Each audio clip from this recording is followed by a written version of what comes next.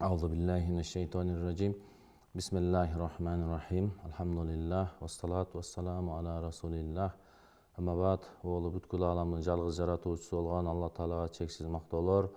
Анын акыркы пайгамбары, адамзаттын асылы, бүткүл ааламга мээрим кылып жиберилген пайгамбары Мухаммад Мустафа саллаллаху алейхи вассаламга Алланын саламы жана тынчтыгы болсун. Жалпыңыздарга Алланын тынчтыгын, мээримин тилеп саламдашам. Ассаламу алейкум ва рахматуллахи ва баракатух. Аллага чексиз мактоолор айталы, чексиз шүгүрлөр айталы. Мына бүгүн 4-чү күнү ар аптада болуучу иман ааламы берүүсүнөн жума баяндарын улантып жатабыз. Сиз менен бизди тынчтыкта, бейпилдикте жүз көрүштүрүп турган Алла Таалага дагы бир жолу чексиз шүгүрлөр айталы. Бүгүнкү күндүн темасы азыркы күнүбүздө дагы орчундуу болуп турган, ушул түшүнүксүз болуп, көпчүлүгү түшүнбөй азгырылып кетип, ошол чет жактар согуштарга азгырылып, же болбосо ошо диний эркиндик деп диндин туура эмес агымдарына кирип, же болбосо ошо динди бир радикалдык көз караштарына ыктап, экстремизм, терроризм деген учурлар, мына ушундай кооптонуулар жок эмес. Ошолго байланыштуу мына ушулга негиз эле ислам дини бул кандай дин, мусулманчылыкта, ислам дининде ошол радикализм, терроризм, такфиризм, мисалы үчүн фанатизм, мына ошого окшогон терминдер, ислам кандай карайт, мына ошолорго колубуздан келишинче токтолуп өтөбүз. Негизи эле ислам дини дегенде ошол ислам дегенден өзү эле тынчтыктын дини. Ассаламу алейкум деп айтканда дагы ассалам, ислам ошол бир сөздөн ошол сага Алланын тынчтыгы болсун, мээрими болсун деп дуа иретинде бири-бирибизге саламдашабыз. Саламды жайгыла деген пайгамбарыбыз ошол тынчтык каалайм дегенден өтөр бир чоң каалоо, тилек жок десек дагы жаңылышпайбыз. Себеби пайгамбарыбыз дагы өзү ушу дуа кылган, ошо тынчтык болсун деп. Андан сырткары дагы ошол пайгамбарыбыз хадисинде дагы айтылат, ошол кимдин ден соолугу чың болуп, эртең менен бир тынчтыкта ойгонсо, алдына жей турган наны болсо, ичер суусу болгон болсо, ага дүйнө ырахаты берилиптир дегенде, ушул жерде дагы ошол тынчтыкта болсо деп. Тынчтыктын кадырын биз башыбыздан дагы өткөрдүк. Ошондуктан ошол тынчтыктын кадырына дагы жете билишибиз керек. Ислам дагы ошо тынчтыкты каалайт, тынчтыкка үндөйт. Негизи эле адамзаттын бул дүйнөдө бактылуу болсун, акыретте дагы бактылуу болушун каалайт.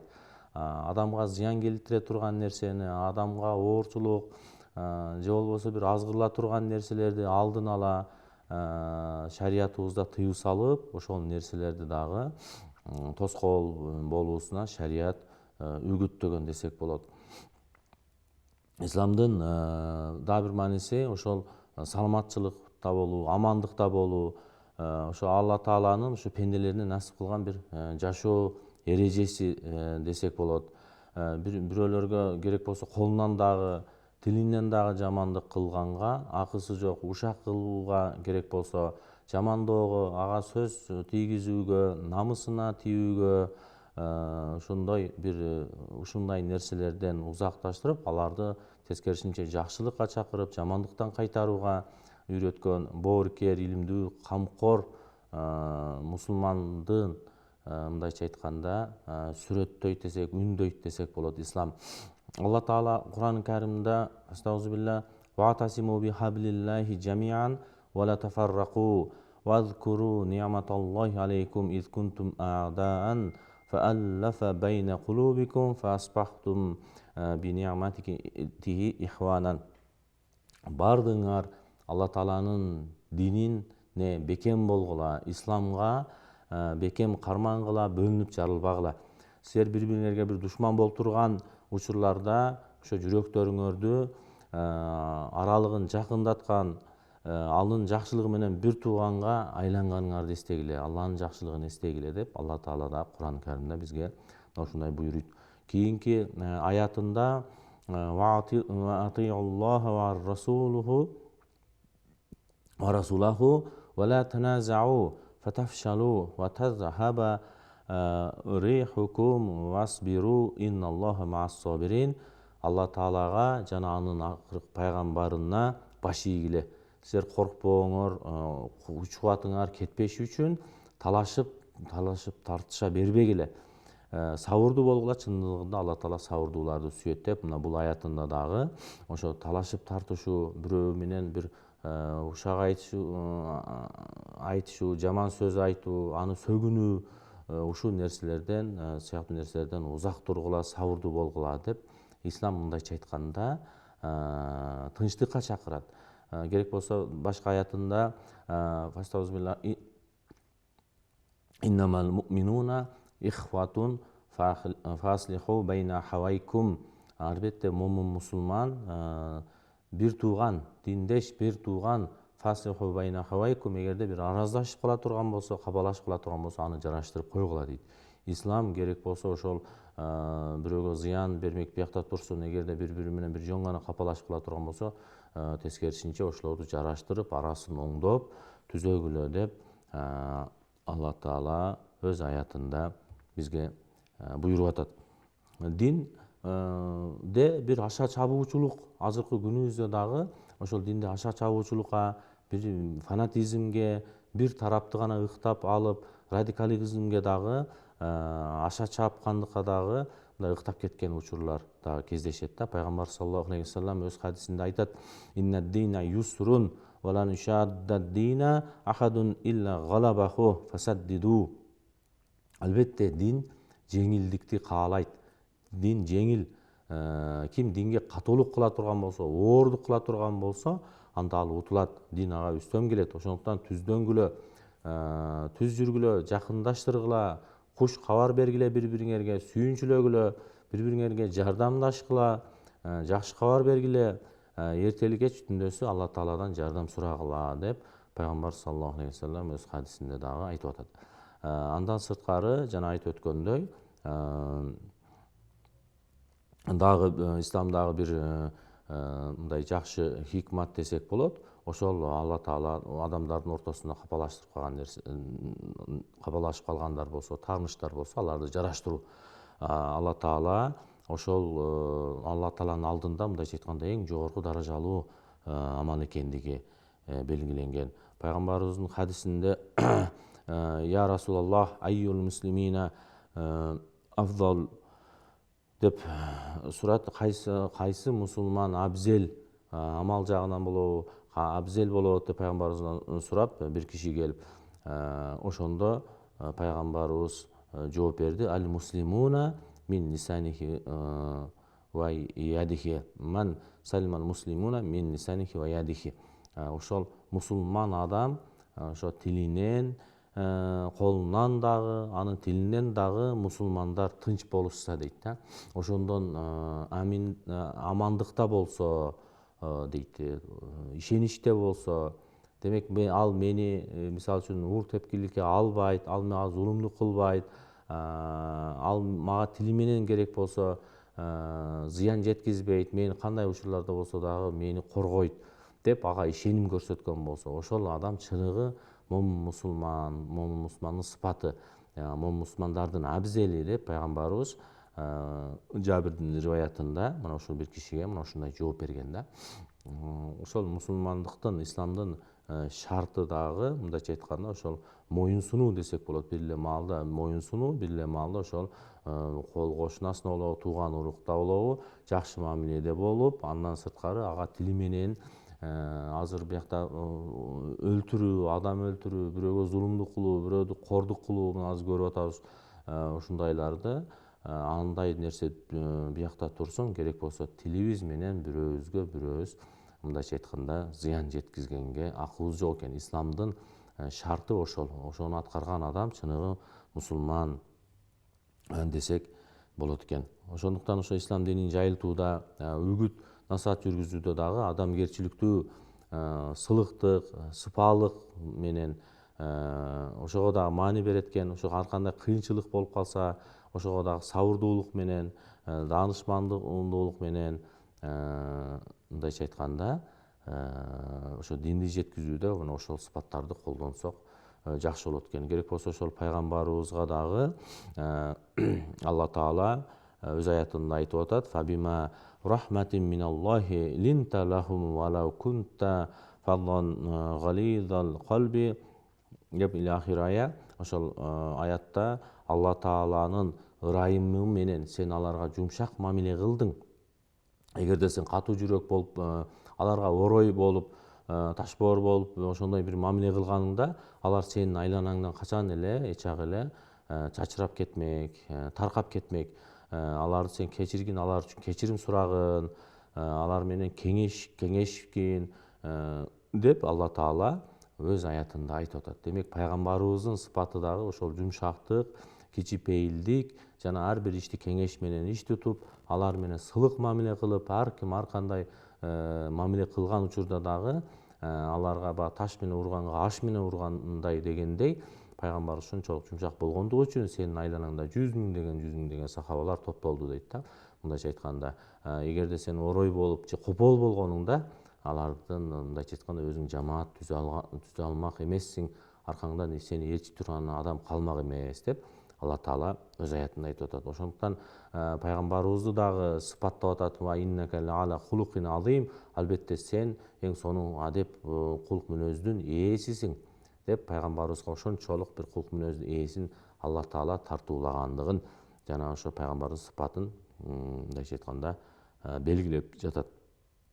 Андан кийин ошол жакшылык менен жамандык тең эмес, жамандыкты жакшылык менен жойгун. Ошентсең сени менен анын ортосунда душмандык болгон адам дагы өтө жакын дос болуп кетет деп мына шариятыбызда мына ушундай буйрат пайгамбарыбызга. Мындайча айтканда ошол ар бир нерсени, жакшылыктын да өзүнүн мындайча айтканда даанышмандыгы бар. Балким бирөөлөр жамандык кылып калат, сага орой мамиле кылып калат, бирок сен ошону жакшылык менен жойгун. Мындайча айтканда таш менен урганга сен аш менен жооп бергин. Ошентсең сенин ортосуна жана душмандык деген нерсе бара жибип, мындайча айтканда жакын доско айланып кетет деп айтып атат. Пайгамбарыбыздын доору, жашаган доору ошол алтын доор болгон. Азыр бир коомдон ал нерсени таба албайбыз. Алла Таала ошо жана айткандай пайгамбарыбызды мына ушундай кылып, сен адеп ахлактын ээсисиң, көркөм адеп ахлактын ээсисиң деп пайгамбарыбыздын ошундай сыпаттады. Дагы бир аятында лакад кана лакум фи расулиллахи усватун хасанатун. Чындыгында силер үчүн дагы Алланы акырет күнүн үмүт кылгандар жана Алланы көп эске алган адамдар үчүн дагы Алланын элчисинде сонун көркөм адеп ахлак өрнөктөр бар деп пайгамбарыбыздан ошо үлгү алуубузду, азыркы күнүбүздө биз мына жаңылышканыбыз кандайдыр бир лидерди же болбосо футболистти дейбизби, же болбосо бир башчыны дейбизби, же бир күрөшчүнү дейбизби, ошону бир кумир тутуп алып, андан кийин ал адам дагы бир күнү ката кетирет, жаңылыштык кылган болсо үмүтүбүз үзүлүп калган учурлар көп кездешет. Көп ошондой бир фанаттык болуп берилип кеткен учурлар бар. Толку ошонуку гана туура, ошого гана ката деп мындайча айтканда, ал ката кетирсе дагы аныкы туура дегендей кээ бир жерлерде керек болсо ошо пайгамбарыбызга теңегендей учурлар дагы кездешет. Ошондуктан бул жердеги ошол биздин үлгү ала турганыбыз, үлгүгө ээ, мындайча айтканда көркөм адеп ахлакка ээ болгон пайгамбарыбыздан өрнөктөө алышыбыз керек экен. Негизи эле ошол исламда жана айтып өткөндөй, ошол ислам өзү тынчтыктын дини болгондуктан тынчтыкка чакырат. Эгерде капалашып, урушуп кала турган болсо, керек болсо жараштырып койгула дейт. Момусман бир туугандар арасын жараштыргыла деп Кур'ан Каримде дагы бизге аятта дагы бизге эскертип, ислам дининин негизги максаттарынын бирин мына ошондой айтып өттү десек болот. Дагы бир аятында ошол 15 кыл мурда эле пайгамбарыбызга мындай аян болгон: «Инналлаха я'муру бил адли вал ихсани ва ита'i зил курба ва янха анил фахшаи вал мункар вал баги я'изукум лааллакум тазаккарун» деп Нахл сүрөсүнүн 90 аятында чындыгында Алла Таала адилеттүүлүктү, жакшылык кылууну жана тууган урукка кайрымдуу болууну буйрат. Уятсыздыктан, ар кандай жаман иштерден, капырлык күнөөлөрдөн жана чектен ашуудан, мындай айтканда чектен чыгуудан, элдерге бир зулум кылуудан тыят. Алла Таала силерге ушундайча насаат кылат, балким түшүнөрсүңөр деп бизге мындай диндин бир гана эле ошо намаз, орозо, зекет, ажылык эле 5 парызын эле эмес, андан сырткаркы мындай буга окшогон адеп ахлакка чакырган, тынчтыкка чакырган, бейпилдикке чакырган, ошол чектен чыгуудан тыйган, күнөөлөрдөн тыйган, уятсыздык, ар кандай уятсыздык нерселерден тыйган аяттар дагы бар экендигин биз эске салсак болот. Алла Таала ошол адилеттүүлүктү буйруп атат бизге, бирөөгө жакшылык кылууну буйруп атат. Ошол эле маалда тууган урук менен да кайрымдуу болуп жакшы мамиле кылууну бизге Алла Таала буйруп атат Нахл сүрөсүндө. Керек болсо Анкабут сүрөсүндө дагы айтып атат, башка ислам дининде мисалы ошо башка диндегилер менен дагы жакшы мамиледе болууга буйрат. Мусулман адам, бир христиандар болсун же алар мусулман эмес деп аларга бир кол көтөрүүгө же аларды ушактоого, алар менен бир талаш тартышууга, ушундай нерселерге дагы барбоого үндөйт. Анкабут сүрөсүндө «Вала тужадилу ахлал китаби илля биллати хия ахсан» деп силер ошол ахли китаптар менен талаш тартышкан боло турган болсоңор, жакшы абалда, мындайча айтканда даанышмандык менен талашып тартышкыла, чеги менен талашып тартышкыла деп Алла Таала бизге дагы мындайча айтканда эскертип атат. Ислам дини негизи таза дин, ынтымактуулукка, жакшылык кылууга, биримдүүлүккө гана үндөгөн дин. Ал эми ислам өзү таза, бирок аны амалда аткарган мусулманда айып кемчилик болушу мүмкүн, ката кемчиликтер болуп калышы мүмкүн.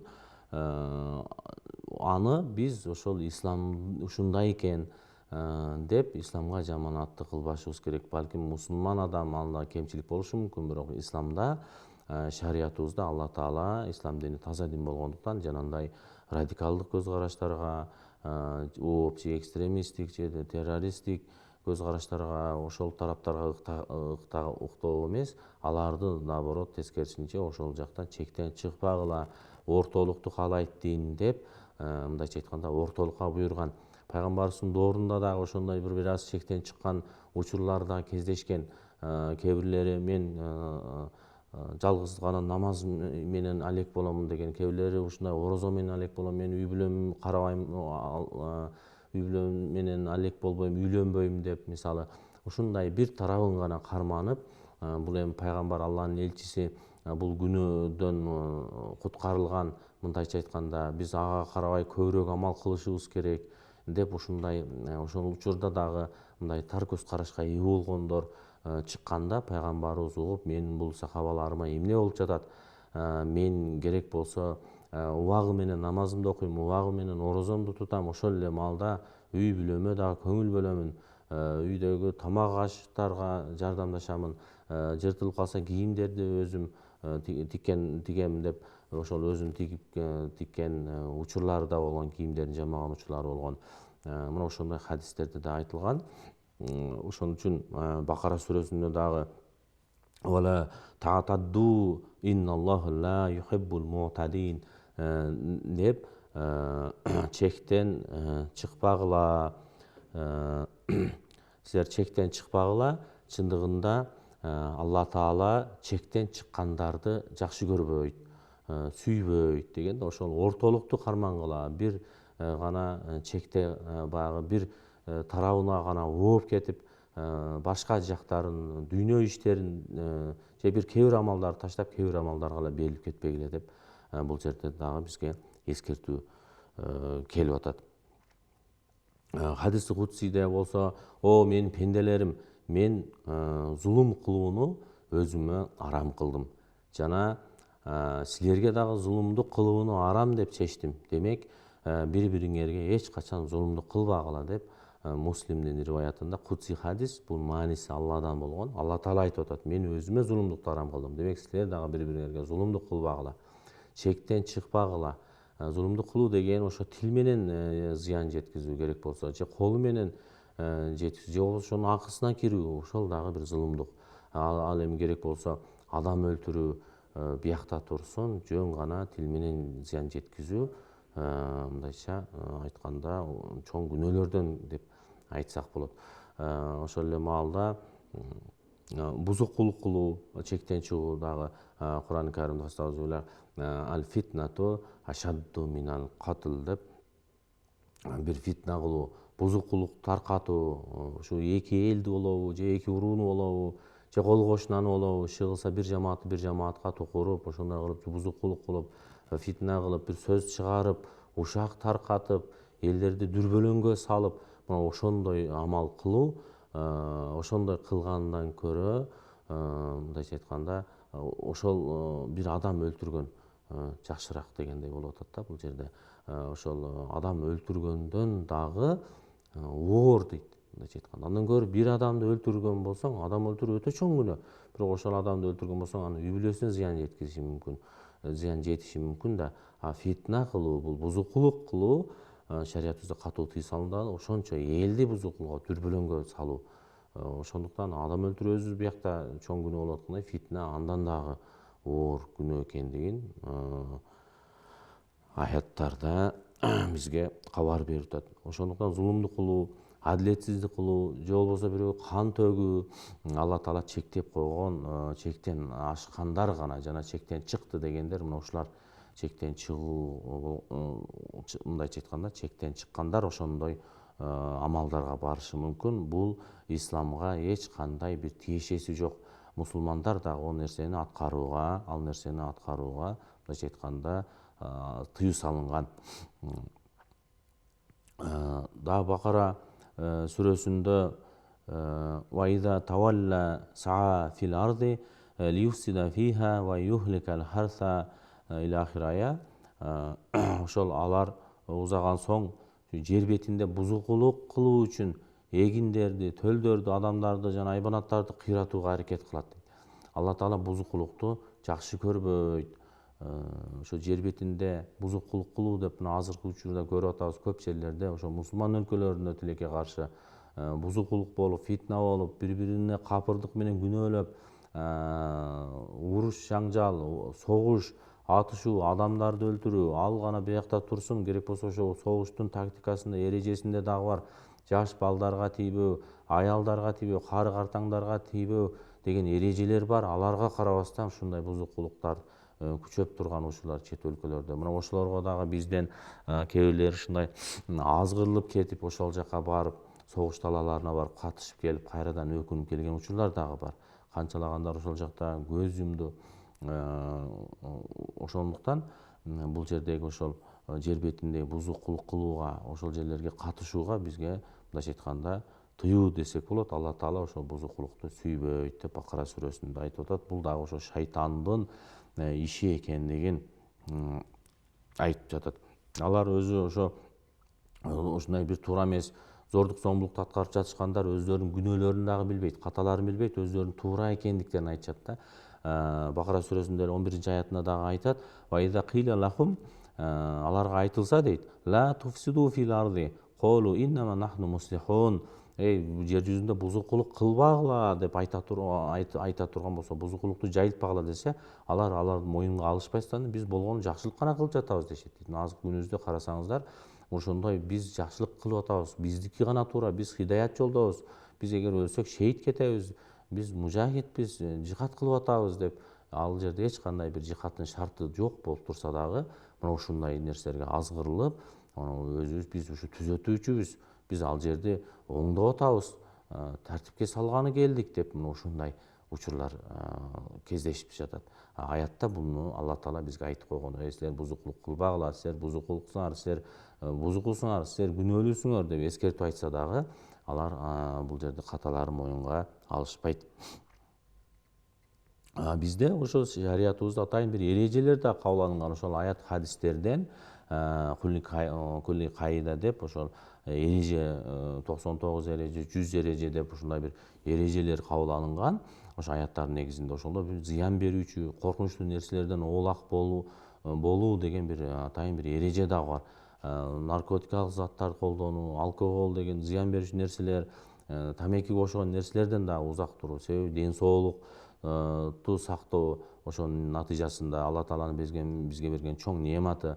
Эки нерседен алданат: ден соолуктан жана бош убакыттан алданат, кайдыгер болот деп пайгамбарыбыз айткан. Керек болсо ошол пайгамбарыбыз ошо мусулман адам өзгөлөргө зыян берүүдөн жана бирөө ага зыян жеткизип койсо, ага ошондой кылып жооп берүүдөн сак болуш керек деген да. Балки бирөө адашып сизге ошондой зыян берген болсо, зыяндын ордуна кайра зыян менен кабыл жооп берилбейт бизде. Керек болсо шариятыбызда баягы бизде сөздө атаңды өлтүргөнгө энеңди бер деген сөз бар. Ошол сыяктуу аларга ошо жакшылык менен кайра мамиле кылгын деп шариятыбыз ошондой буйрат. Керек болсо адамдарды, бирөөлөрдү өлтүрүү бул жакта турсун, адам өзүнүн жанына өзү кыюуга тыюу салынат. Кур'ан Каримде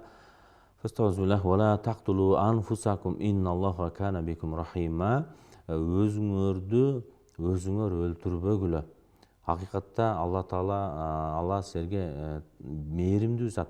Ал эми ким бул иштерди чектен чыгып адилетсиздик менен жасай турган болсо, биз аны тозок отуна киргизебиз. Мындай кылуу Алла Таалага жеңил деп Ниса сүрөсүндө 29-30 аяттарды карап койсоңор болот. Мына ушул аятта дагы бизге эскертүү берип атат. Керек болсо адамдын жаны аманат. Биздин жаныбызбы, бирөөнүн жаныбы, кимдин жаны, өзүмдүн жаным өзүм билем деген дагы дей дагы албайбыз. Ар бир жан Алланын алдында улук. Алла берген жанды Алла гана өзүнүн күнү суусу түгөгөндө аларын биз унутпашыбыз керек. Шариятыбыз мына бизде мына ушундай буйрат. Бул нерселерден тыюу салат. Ошондуктан мына радикалдык көз караштагылар, керек болсо мына ушу жаныбарларга, мусулмандарга, керек болсо башка диндегилерге, курт кумурска, айбанаттарга, өсүмдүктөргө керек болсо бир зордук зомбулук көрсөтүүгө ислам дини тыюу салынат. Алла Таала өтө мээримдүү, ырайымдуу зат. Алла Таала дини дагы өзүнүн атына жараша тынчтыктын, мээримдүүлүктүн, боорукерликтин дини десек жаңылышпайбыз. Пайгамбарыбыз Мухаммад саллаллаху алейхи вассалам дагы өтө мээримдүү: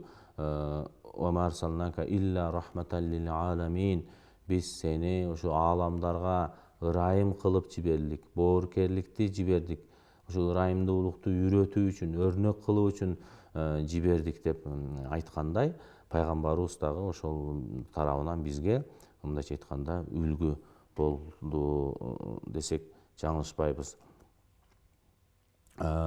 Азирети Муаз пайгамбарыбызга саллаллаху алейхи вассаламга: "О Алланын элчиси, мага бир насаат айтыңыз" деп айтканда, пайгамбарыбыз айтты: "Алла Таала сени көрүп турат деген ишеним менен Аллага кулчулук кылгының" деп жооп берген. Мындан түшүнсөк болот, биз кандайдыр бир ибадат кылсак, исламга тиешелүү бир белгибиз болгон болсо, анда ар бир ибадатыбызда, ар бир ишибизде, ар бир амалыбызда, ар бир мамиледе, кол кошуна менен мамиле, тууган уруктагы мамиле, соода саттыкта мамиле, бардыгында Алла Таала көрүп турат деген сезим менен кулчулук кылышыбыз керек. Ошондо гана таза адеп ахлактын үстүндө чынчылдык менен, аларды алдабастан, же болбосо убада берип убаданы аткарбай койбостон, же болбосо соодада бир кечиктирип же карыз алып бербей коюп, аманатты алып аманатка кыянат кылып, мына ушул нерселерден биз узак болот экенбиз. Ошондуктан бул пайгамбарыбыздын насааты дагы Алла Таала ошо аятта дагы айткандай, Биз силерге эки бир күзөтчүнү коюп койдук дейт да. Ошол оң ийинге, сол ийиндерибизде бизди дайым күзөтүп турган периштелер бар экендигин дагы унутпашыбыз керек. Биздин ар бир амалыбыз мындайча айтканда амал дефтерлерге жазылып турат. Жакшы иштерди амал кылып аткан болсок жакшы, жаман амалдарды кылып аткан болсок жаман амалдарды ал жагына жазып турат. Жана ниетибиз керек болсо ичибизде кандай максатта кылып атабыз? Рия үчүн кылып атабызбы же болбосо Алланын ыраазылыгы көздөлүп атабы? Ошолордон бери Алла Таала деп Ясин сүрөсүндө айтылгандай, Алла Таала ичкидеги адамдын ичиндеги сырларын дагы, сыртка чыгарган нерсесин дагы билүүчү зат экендигин унутпасак. Алла Таала Айша энебиздин риваятында Кол Расул саллаллаху алейхи вассалам инналлаха рафиқун юхиббур рифқа деп хадисте Алла Таала мээримдүү зат деп пайгамбарыбыз айтып атат. Ал мээримдүүлүктү жакшы көрөт. Ошондой мээримдүүлүккө зордук, зомбулукка жана башка нерселерге берилбей турган нерселерди берет дейт да. Ошо мээримдүү болгон болсо адам, ырайымдуу болгон болсо, бул дагы Алланын сыпатын алып жүргөт экен десек болот. Ошондой сыпаттагы жакшы сыпат экендигин Алла Таала айтып атат. Ошондой болгон болсо, демек ага бир зордук, зомбулук, ушундай зулумдук деген нерселер ага берилбейт экен да. Ошондуктан ушу мээримдүү болгон дагы жакшы сыпат экен.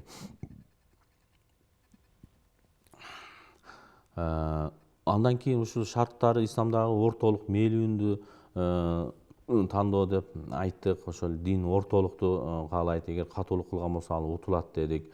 Кайсы амал, пайгамбарыбыз хадисинде дагы айткандай, кайсы амал мындайча айтканда эң абзел дегенде, ошол кайсы мусулман анын колунан дагы, тилинен дагы ошол мусулмандар тынч болгон болсо, ошонусунан аман болгон болсо, демек ошол эң жакшы мусулман деп пайгамбарыбыз өз хадисинде айтып өттү. Демек биз исламдын негизги баалуулуктарын элге жайылтып ошо менен амал кылсак, биз жанагындай радикализмге окшогон, экстремизмге окшогон нерселерден дагы узак болот экен. Буга эмне үчүн диний деп кошулуп атат? Диний радикализм, диний экстремизм деп. Себеби бул радикализм, экстремизм бардык нерседе чектен чыгуу. Мисалы үчүн саясатта дагы адам чектен чыккан болсо, ал ошо саясий радикализм, экстремизм болот. Ал эми дин аралашып калган болсо, ошо динди жамынып аткан болсо, анда ошо диний радикализм. Ошо динди дагы туура түшүнүүдө, жанагы динди толук түшүнбөстөн же болбосо бир жеке мындайча айтканда атайын билими бар, дасыккан адамдардан илим албай, интернет булактарынан же YouTube каналдардан эле котормо видеолорду көрүп, ошолордон дагы азгырылган учурлар жок эмес да. Ошондойлордон берилип, анан радикалдык көз карашка берилгендер дагы жок эмес. Ошол мисалы үчүн радикализм дегенде биз ушу кандайдыр бир көз караштарда ортолукта, бизде жана пайгамбарыбыз айткандай, дин бир ортолук деди. Ошол ортолукту каалайт, жеңилдикти да каалайт. Ошол көз караштарда дагы бир аша чапкандык бар. Ошо менен аны катаал мамилеге өтөт. Ушундай болсоң харам болот, ушундай болсоң бидат болот деп азыркы учурда ушундай радикалдык көз караштарга ыктаган мындай жамааттар дейбизби, партиялар дейбизби, диний ушундай көбөйүп кеткен учурлар дагы бар. Ошо бир нерсени кабыл албоо, мисалы үчүн өзүнүн көз караштарын эле эч нерсеге бир таянбастан, далил жок эле же бирөөдөн уккан, же бир Google шейхтен уккан ошол нерсени карманып алып эле ушунуку гана туура, силер кадашкансыңар, биз туура жамаатпыз деп ушундай учурлар дагы кездешип жатат. Мына ушул дагы ошол радикализмге, диний радикализмге ыктаган десек болот. Эми экстремизм дегенди эмнени түшүнөбүз? Ошо нерседе чектен чыгуу. Алла Таала жана аяттарда биз эмне үчүн токтолдук? Ошол аяттарда Алла Таала чектен чыкканды сүйбөйт, ортолукта болгула деди. Пайгамбарыбыз дагы ошол мен дагы убагы менен орозо, убагы менен намазымды окуйм, убагы менен үй бүлөмө да көңүл бөлөм деди. Ошо турмуш тиричилик менен дагы алек болот. Ар бир нерседе ортолукту каалайт. Чектен чыгып, кээде бирок күч колдонуп бийликти басып алуу, мисалы ошондой эле мамлекеттик азыр мына ушундай бир партиялар чыгып атат, конституциялык түзүлүштү күч колдонуп өзгөртүүгө аракет кылгандар, мына ушул экстремисттик көз караштагылар. Жок, бизге ушу Куран менен амал кылышыбыз керек, Куран бизге закон болуш керек, бул инсандын жазган закону, мыйзамы туура болбойт, биз халифатсыз жашайбыз, 3 күн халифатсыз жашап атабыз, 3 күн халифатсыз жашоо арам деп халифат орнотушубуз керек, мусулман адам башкарыш керек, намаз окуган адам башкарыш керек, Куран менен закон болуш керек деп мына ушундай азыркы бийликке каршы чыгып, ошолорго ар кандай тараптан түзүлүштү күч колдонуп болсо дагы бир жардыруу кылып чыгылса, бир мамлекетке зыян келтирип, ошого каршы чыгып, өзүнүн бир максаттарын көздөгөн бир мыйзамсыз куралдуу уюмдарды түзүп, аларга катышкан уюмдардын ошол уюмдардын бир ишмердүүлүгүн айтсак болот. Ушул экстремизм, динге байланышкан экстремизм деп, ошо диний экстремизм десек болот да. Ал эми терроризм деген эмне? Терроризм деген ошол жалпы коомчулукту коркутуу аркылуу, бир жерди жардырабыз деп үркүтүп, бир кандай бир объектке террористтик акттарды жасоо, же алдын ала жасайбыз деп инсандарды коркутуп, ошондой кадамдарга барабыз деп ультиматум коюп, мына ушундай иш чараларды аткарабыз деп коркутуп, инсандарды дүрбөлөңгө салуу, мына ушул дагы мындай терроризм десек болот да. Андан сырткары мына фундаментализм деген бар, ошол заманбап коомдоо глобалдашуу процессине каршылык көрсөтөт. Ошо бир эскидеги нерселерди унуктагы, биз ошол маалда болгон 14 кылым мурундагы же 100 кылым мурундагы кандай жашаган болсо, ошондой деп аткарышыбыз керек. Азыркы мындай өнүккөн технологияны кабыл албайт, өнүккөн заманбап мындай методикалар менен колдонууну каалабайт. Ошол мындайча айтканда эски методдор менен калып, эски нерселерге таянуу. Азыркы күнүбүздө дагы ошондой мындай айтканда топтор бар десек болот. Фанатизм деген терминдер бар. Фанатизм бул ошол өзүнүн пикирине, өзүнүн идеясына, бул деле ошо жана радикализмге окшош эле аябай берилип, башканын пикирине мындайча айтканда чыдабоочулукту көрсөтөт да. Көбүнчө ошо диний, саясий көз караштыктарда ошо меники гана туура деп, ошонун натыйжасында анын пикирине каршы келген болсо, ага мисалы үчүн кээде ошону менен жаңжал чыгарып, уруш чыгарып, же болбосо өзүнүн пикирине кошулбагандарды мисалы үчүн капырлыкка чыгарат. Фанатизмде мына ушундай нерселер бар.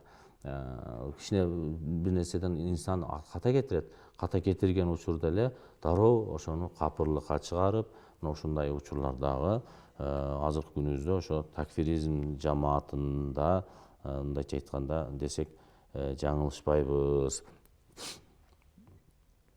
Эми ушул жерде дагы сөз келгенде айтып коелу, ошол такфиризмде ошол исламдын дининен чыкты дегендик бир өкүмдү берүү да. Бул адам, бул Алла Тааланын бере турган өкүмү. Адам ла илаха иллаллах дегендеги Мухаммад Расулуллах деп айттыбы. Демек ал адамды биз мусулман деп эсептейбиз. Ал бир ката күнөө кетирген болсо, ал күнөөсү үчүн азабын тартат дейбиз. Мисалы үчүн намаз окубай койгон болушу мүмкүн, же орозо тутпай коюшу мүмкүн. Демек аны биз амал деген нерсени күнөөкөр мусулман, кыяматта ал үчүн жооп берет, бирок ал мусулман дейбиз. Аллага ишенип атат, акыретке ишенген адамды биз мусулман деп билебиз да. Азыркы ушу такфир жамаатындагылар ошол ыйман менен амалды бир карап көрүшөт да. Ошол ыйман, амал экөө бириккенде гана мусулман болот. Демек ыйман келтиргенден кийин ал толук мусулман эмес. Намазын кошо аткарыш керек, зекетин кошо бериш керек, орозосун тутуш керек. Ошондой мусулман деп айтабыз. Эгер намаз окугансанда ал капыр болуп калат деп, капырлыкка чыгарып, анын өлтүргөнү адал, анын мал мүлкүн алганы адал деп, мына азыркы күнүбүздө чет өлкөлөрдө дейбизби, ошол жактарда согуштарда дагы бири-бирине Аллаху акбар деп бул жактан атат, наркыл жагы деле Аллаху акбар деп экөө тең эле бир кыблага сажда коюп намаз окушат, бири-бирин капырга чыгарып ушундай учурлар келет. Бул ошол илгери эле ошо харижиттер деп, Азирети Али халифанын доорунда эле Муавия менен ошо пикир келишпестик болуп, ошо Сыффын талаасында согушта ошо экөөсү бир ынтымакка пикирге келишкен учурда бир 12 миңдей аскерлер бул ошол жерден Азирет Али ушул нерсеге токтотуп койду деп ошол жерден харижи болуп бөлүнүп чыккандар. Мына ошолор биринчи эле такфиристтер ошолор. Ошондон бери ошол нерселер күнүбүзгө чейин топтор улантылып келип жатат. Ошол амал менен ыйманды бир карап. Аны күнүбүздө канчалаган балким намаз окуй албай жүргөндөр бар. Аларга биз дуа кылабыз, аларды биз динге чакырабыз, балким ибадат кылып калар деп. Алла Таала кааласа аларга өзү ибадаткөй кылып коюшу мүмкүн. Баардык сыноо дүйнөсү болгондуктан баардык дүйнө жүзүндөгү мусулман баардыгын же жер жүзүнүн баардыгын мусулман кылып коймок Алла Таала. Бул дагы бир Алланын сыноосу деп билишибиз керек. Хидаят тилешибиз керек аларга. Бирок аларды биз капырлыкка чыгарып, ал нерсе шариятыбызда биздин салттуу исламыбызда айрыкча Ханафи мазхабы Матурид акыйдасында мындай ишенимде жок десек болот. Керек болсо пайгамбарыбыз хадистеринде ошо кимде-ким бирөөдө капырсың деп капырлыкка чыгарып аткан болсо, эгерде ал капыр болбой кала турган болсо, анда ал сөз өзүнө кайтып калат дейт да. Бул өтө оор маселе, динден чыгып калуу деген маселе өтө оор. Ошондуктан мындай нерселерди, радикалдык көз караштарды, экстремисттик көз караштарды сүйлөөдөн узак болушубуз керек. Эми суроолорго колубуздан келишинче жооп бергенге аракет кылсак, бүгүнкү темабыз ошол негизи эле ошол туура ислам баалуулуктарын жеткирүү, ислам дини тынчтыктын, моюн сунуунун дини дедик. Зыян, кумурскага дагы зыян жеткизбей турган дин. Эч качан бирөөнү ушактап, сөз менен, тил менен да зыян жеткизе албайбыз. Адам өлтүрүү бул жакта турсун, адамды зулумдук кылуу, ага кордук көрсөтүү бул жакта турсун, тил менен дагы жеткизбейт. Динде терроризм, динде экстремист деген, радикал деген нерселер ислам дининде жок десек жаңылышпайбыз. Саламатсызбы? Жолдошум менен кичине урушуп калып, сага 1000 талак деди. Бул кандай болуп калат? Өзү болсо мен сени коркутканын айткам, эч нерсе болбойт деп жатат. Жооп берип коесузбу? Бул телефондон чечиле турган маселе эмес. Кайсы жерден кайрылып атсаңыз ошол жердин казыяттарына барыңыздар. Фатва бөлүмдөрү бар. Болбосо муфтияттын колл-центри бар. Ошого чалып байланышып тактаңыздар. Экөөңүздөр чогуу барып такташыңыздар керек. Себеби талактын дагы түрлөрү бар. Ал балким кандай ниетте айтылган, такташ керек. Эгерде талак түшүп калган болсо, кайрадан бир талак түшүп калгандыр балким. Эгер бир талак түшкөн болсо, кайрадан никени жаңылап, жараштырып алганыңар оң. Буну дин кызматкерлерине кайрылып маселеңизди чечишиңиздер керек. Оор маселе. Керек болсо бар кете бер, 4 тарабын куулап, өз сагың өз колуңда деп коюп деле адамдар жашап жүрө берет. Эгер ниетин ажырашуу максатта да айтса, талак түшүп калат, кете бер, жогол деп койсо деле. Ошол нерселерден өтө этият болушу керек. Азыр күнүбүздө ушундай адам кайрылгандар көбөйүп кетти. Ассаламу алейкум. Алейкум ассалам. Мен суроом, чоң ажы менен умранын айырмасы кандай айырмасы бар? Мен ата-энем умрага барып келгенде кээ бир адамдар бул кабыл болбойт, сөзсүз чоң ажыга барыш керек деген. Ошол үчүн бул чоң ажыга баргыча эле атам каза болуп калды дейт. Умра бул сүннөт амалдардан, умра кичи ажылык дейт. Ал эми 5 парыздын бирөөсү ошол ажылык, бирок анын дагы шарты бар. Ага дарамети жетсе, жол ачык болсо, анан күч кубаты жетсе, акча жагынан дарамети жетсе деген шарттары бар. Азыр күнүбүздө мисалы $4000 тегереги десек, ошончо акчасы барып келгендеги тамак ашы, ошонусуна акчасы жеткен болсо, ошол адам бай болуп эсептелет, ажыга барууга парыз болот. Ал эми ошо $500, $1000 табып аткан болсо, ошол мүмкүнчүлүгү болсо, ал умрага барып сүннөт амалын аткарса дагы дурус болот. Бирок ажылык амалынан куткарылбайт, сакыт болбойт да, мойнунан түшпөйт. Эгер ага акчасы жетпесе, анда ага ажылык парыз эмес. Зекет да ошондой. Акчасы жоктолорго 85 грамм алтынчалык өлчөмдө акчасы жок, 1 жыл айланбаган болсо, ашыкча бир соодасы жок болгон болсо, ага зекет дагы, ажылык дагы парыз эмес. Эгер ашыкча акчалары, оборотто акчасы болгон болсо, анда ажылыкка жете турган акчасы болгон адамга ажыга барышы парыз болот. Эгер барбай өтүп кетсе, кыяматта жоопкер болуп калат.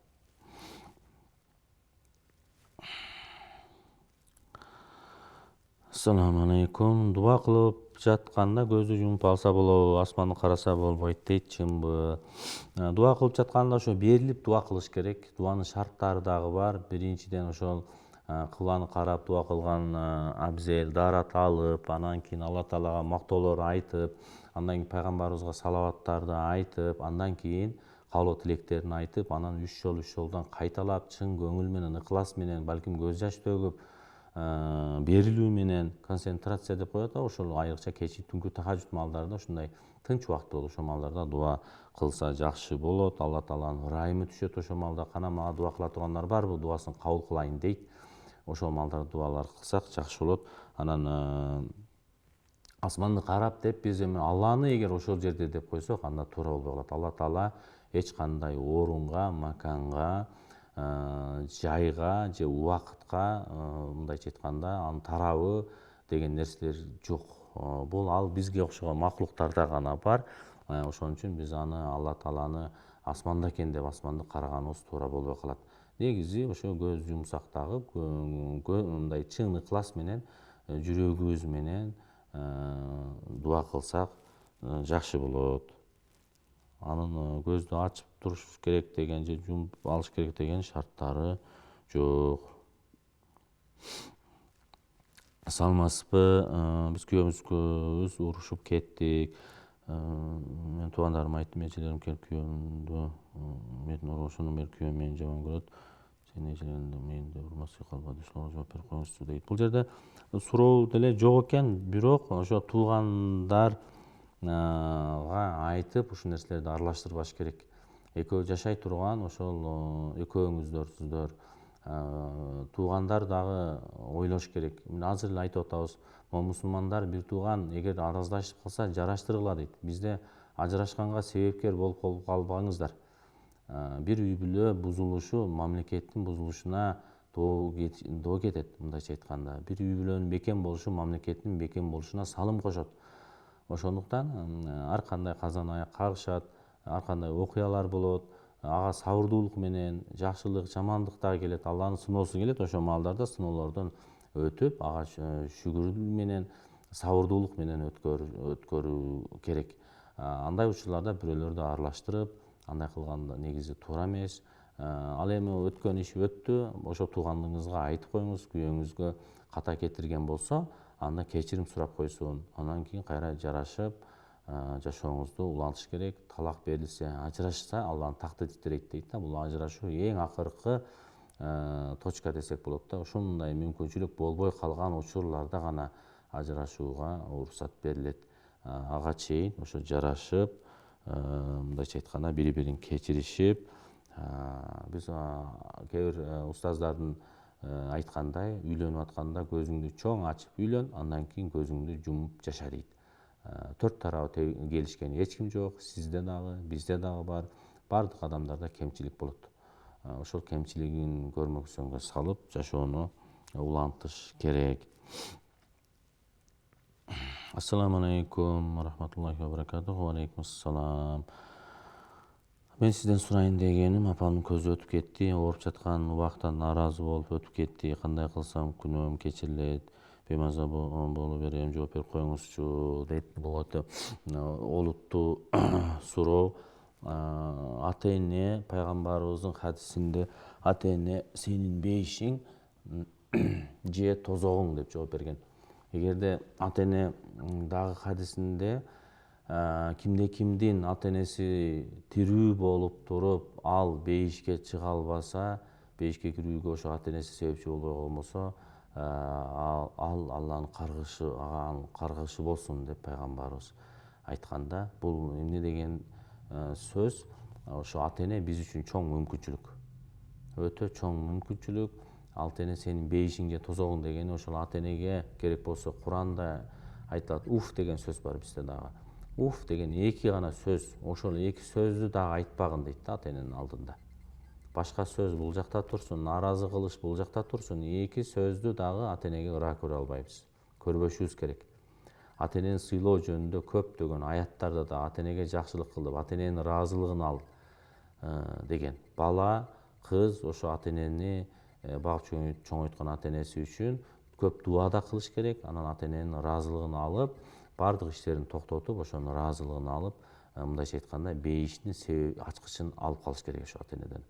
Эгер нааразы болуп калган болсо, бул ата эне ак болуп калган болсо, ата эне сизден нааразы болгон болсо, анда сиз бул жактан миллион жолу ажыга барың, миллион ыхсандарды кылың, ата эне нааразы болсо сиз бейишке кире албайсыз. Тоскоол болуп турат да. Биздин бейишке кирүүбүздүн бирден бир себеби ата энебизге көз каранды да. Ата эне улук неамат десек болот. Эми эмне кылабыз? Мисалы үчүн эми убагында карай албадык, убагында балким ыраазылыгын ала албай калдык деп өкүнгөндөр болсо, ата эненин туугандары бар. Атанын, апанын, эже сиңдиси дегендей, бөлөлөрү дегендей, ошондой туугандарына керек болсо кайын эне деген бар, ошолорго дагы кызмат кылып, ошону апа ордунан көрүп, ошолордун кызматын кылыш керек. Андан кийин ыхсан кылыш керек, колубуздан келишинче ошо сообун багышташ керек. Куран окуп сообун багышташ керек, хатымдарды окуп сообун багышташ керек. Кандайдыр бир жакшы иш кылган болсок дагы ошол сообун багыштап, керек болсо ажыга барып келип, же болбосо бир адамды ордунан ажыга жөнөтүп, ошо атабызда хаж бадал деп коет, же болбосо умрага жөнөтүп, ошол умра аткартып, ошо соопторун багыштасак болот. Аркасынан дуа кылыш керек. Ошол адам өлгөндөн кийин баардык амалдары токтойт дейт, 3 нерсеси токтойт. Садака жарыя кылып кеткен болсо, мечит салып, көпүрө салып, сууларды салып кеткен болсо, анда ошол соо барып турат. Андан кийинкиси салых перзенттер таштап кетсе, ал ата энеси үчүн дуа кылган болсо дейт да. Дуа кылган болсо, ошолор мындайча айтканда сообу барып турат дейт. Урматтуу теле көрүүчүлөр, биздин убактыбыз дагы аягына келип жетти. Көңүл бурганыңыздар үчүн терең ыраазычылык билдиребиз. Ва ахиру давана алхамдулиллахи роббил аламин. Бирахматика архамар рахимин.